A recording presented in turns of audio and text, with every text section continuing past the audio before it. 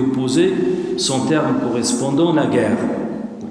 Et certains aujourd'hui pensent que dans le Coran, dans les versets coraniques, il y a des versets belliqueux, des versets qui appellent à la guerre totale avec les non-musulmans. Ils disent il y a des versets dans le Coran qui appellent à la guerre généralisée. C'est pas la guerre défensive, c'est pas le fait de répondre à une agression par une défense légitime, mais il y a des versets dans le Coran qui appellent à une guerre généralisée contre tous ceux qui ne sont pas musulmans. Cette idée est complètement fausse et mensongère. Il n'y a pas de verset dans le Coran qui appelle à combattre ou à tuer ou à faire la guerre avec les non-musulmans parce qu'ils sont non-musulmans. Tous les versets qui appellent à la guerre dans le Coran sont des versets qui appellent les musulmans à se défendre contre des agressions. Au début, tout au début, lorsque le prophète Mohammed a été envoyé, lorsque les premiers versets lui ont été révélés, pendant 13 années à Mecca, il a été demandé aux musulmans de se tenir en paix.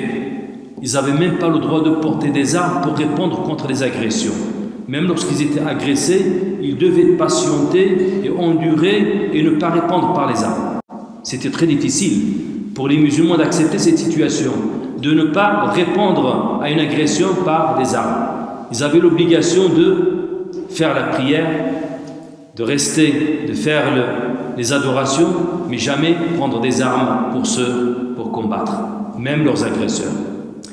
L'autorisation va leur être donnée une fois ils seraient à Médine. Et là, Allah subhanahu wa ta'ala, il leur dira, autorisation est donnée à ceux qui ont été injustement agressés et de répondre, de se défendre. Et puis Allah subhanahu wa ta'ala, il justifie cette autorisation. Pourquoi l'autorisation de se défendre est légitime? Parce que si les gens ne se défendaient pas les uns par les autres, ne se repoussaient pas les uns par les autres, c'est des temples, des églises, des synagogues et des mosquées qui seraient détruites. En d'autres termes, l'autorisation de répondre à une agression, c'est pour remettre l'ordre et établir l'ordre et la paix. Ce n'est pas pour créer un conflit, au contraire pour mettre fin à un conflit. Donc l'autorisation qui a été donnée pour mettre fin à une agression, Allah subhanahu wa ta'ala, il a donné l'autorisation aux musulmans de se défendre. Et de nombreux versets dans le Coran, il n'est pas interdit à ceux où il est dit que la seule façon que nous avons vis-à-vis de ceux qui ne partagent pas notre religion, c'est d'être bon et équitable, sauf contre ceux qui nous ont agressés. Dit combattez ceux qui, dans le sentier d'Allah subhanahu wa ta'ala, ceux qui vous combattent et n'agressez point ou ne transgressez point. Dieu n'aime pas les agresseurs ou les transgresseurs. Dieu n'aime pas les agresseurs. Il dit ça aux musulmans. Vous n'avez pas le droit d'agresser. Vous avez le droit de répondre à une agression, de se défendre, mais vous n'avez pas le droit d'agresser. Et même ce que certains appellent les versets de l'épée, alors que le terme épée n'est pas le terme épée, safe, n'est nulle part dans le Coran.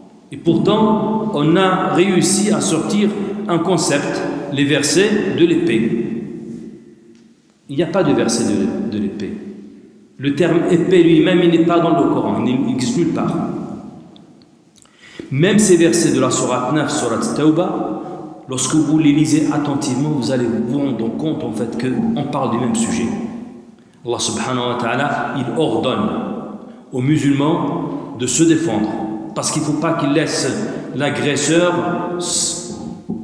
s'emparer de leur territoire, s'emparer des innocents. Il faut défendre les faibles, les femmes, les enfants, les vieillards, il faut les défendre. qui t'a donné de sa vie pour défendre. C'est ce que Allah subhanahu wa ta'ala leur disait. Il faut vous défendre. Mais n'agressez point. Dieu n'aime pas les agresseurs.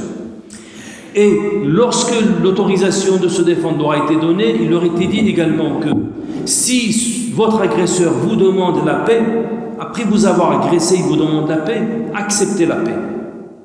Même si en demandant la paix, il ne faisait que digression, c'est-à-dire il ne faisait que gagner du temps ou reprendre des forces, même s'il avait cette intention et que vous avez peut-être le sentiment que l'agresseur il demande la paix parce qu'il est en situation de faiblesse et qu'il veut reprendre ses forces pour à nouveau vous attaquer. Allah subhanahu wa ta'ala dit au prophète Mohammed sallallahu alayhi wa sallam, même si vous avez ce sentiment, vous avez des éléments d'information qui vous permettent de croire cela, acceptez la paix dès lors qu'ils l'ont demandé. Est-ce qu'il existe nulle part des gens qui vont se comporter comme ça? Une religion qui accepte la paix contre un agresseur qui demande la paix en situation de faiblesse. N'importe qui se trouve dans cette situation, il dit, il m'a agressé, je vais maintenant le mettre hors état de nuire. En nous poussant jusqu'au niveau, il ne sera plus en mesure de réattaquer. Et pourtant, Allah subhanahu wa ta'ala, il demande au prophète Mohammed sallallahu alayhi wa sallam d'accepter la paix dès lors qu'elle est demandée. Et il suffit de voir la vie du prophète Mohammed sallallahu alayhi wa sallam. C'est comme ça le prophète Mohammed sallallahu alayhi wa sallam, il avait compris le Coran. C'est comme ça que le compagnon du prophète Mohammed sallallahu alayhi wa sallam avait compris le Coran. C'est ainsi que le prophète Mohammed sallallahu alayhi wa sallam est décédé.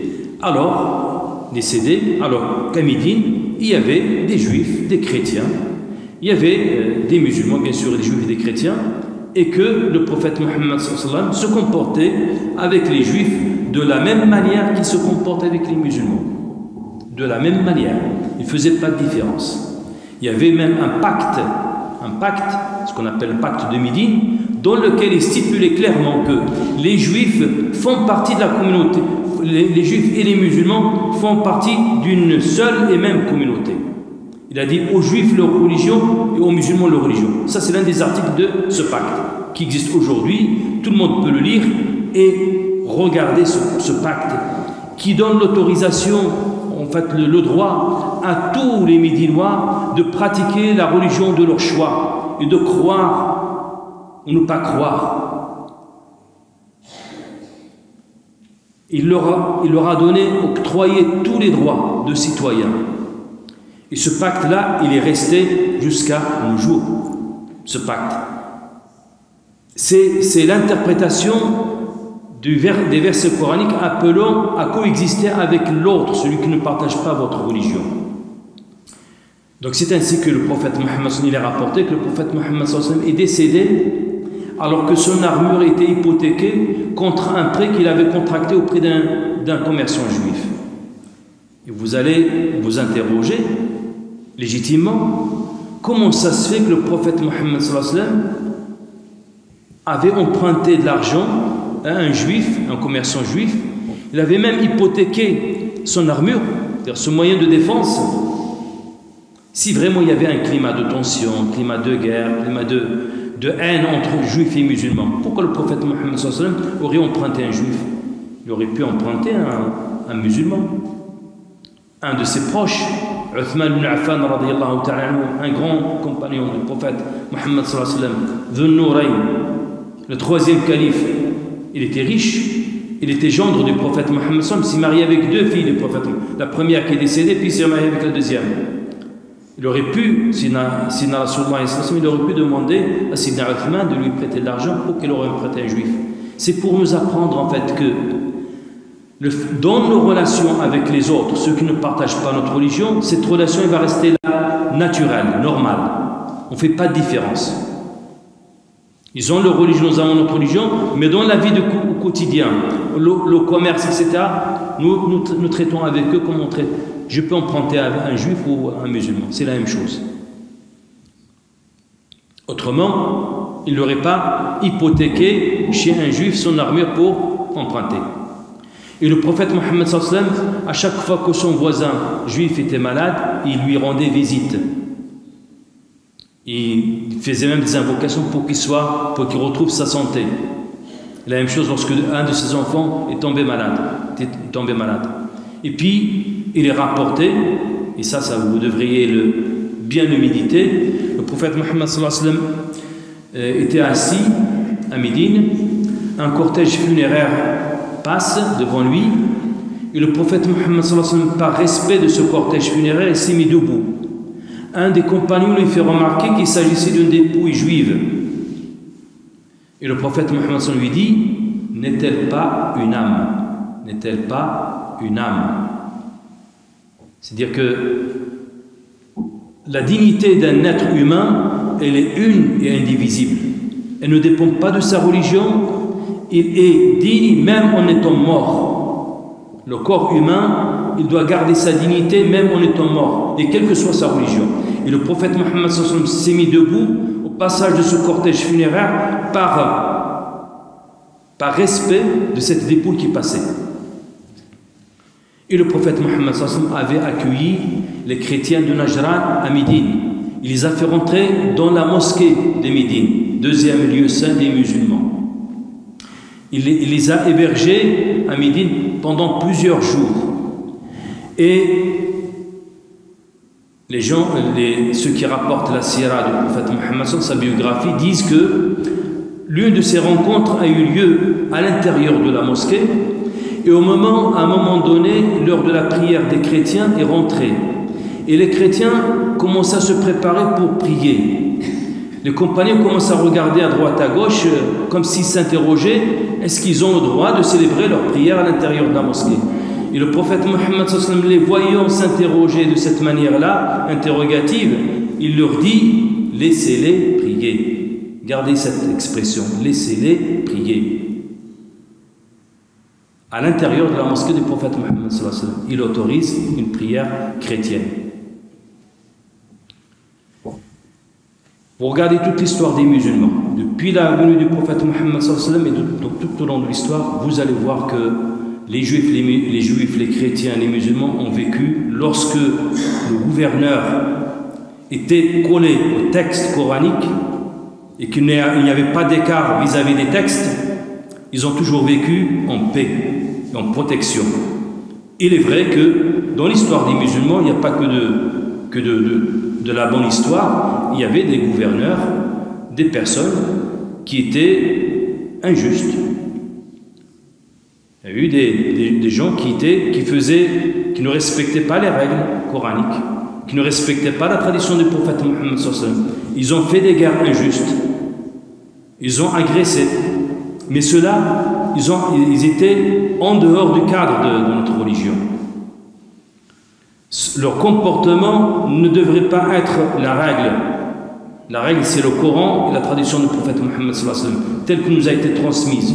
Et s'il y a eu des erreurs dans l'histoire, ces erreurs, elles porteraient sur ceux qui les ont commises et non pas sur les textes eux-mêmes. Parce que ceux-là, ils étaient en écart par rapport au texte. أقول قولي هذا وأستغفر لكم سبحانك اللهم وبحمدك أشهد أن لا إله إلا أنت أستغفرك وأتوب إليك اللهم صل وسلم وبارك وأنعم على سيدنا وحبيبنا وشفيعنا محمد وعلى آله وأصحابه أجمعين سبحان ربك رب العزة عما يصفون والسلام على المرسلين الحمد لله رب العالمين.